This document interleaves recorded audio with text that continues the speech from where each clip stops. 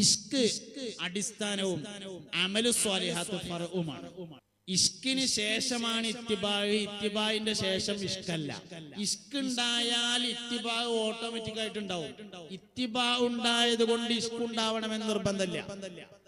ഒരാൾ എല്ലാ നിലയിലും നബി സല്ലല്ലാഹു അലൈഹി വസല്ലമയെ ഇത്തിബാഅ് ചെയ്തു, അയാൾക്ക് ഇഷ്ക് ഉണ്ടാവണമെന്നൊരു നിർബന്ധമില്ല.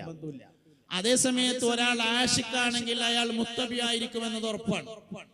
അതുകൊണ്ട് ഇഷ്ക് അസ്ലാണ്, ഇഷ്ക് ദീനിയാത്താണ്, ഇത്തിബാഅ് അമലിയാത്താണ്. ഇഷ്ക് ഈമാനാണ്, ഇത്തിബാഅ് ഇസ്ലാമാണ്. ഇഷ്ക് അസ്ലാകുന്നു, അമലു സ്വാലിഹാത്ത് ഫർആകുന്നു. അതുകൊണ്ട് അസ്ലിനെയാണ് നമ്മൾ ഉണ്ടാക്കേണ്ടത്.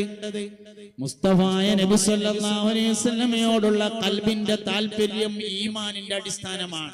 ആ അടിസ്ഥാനത്തെ നമ്മൾ ഉണ്ടാക്കി തീർക്കാൻ ശ്രമിക്കണം. അവിടെയാണ് ഒരു മനുഷ്യന്റെ വിജയം നിലകൊള്ളുന്നത്.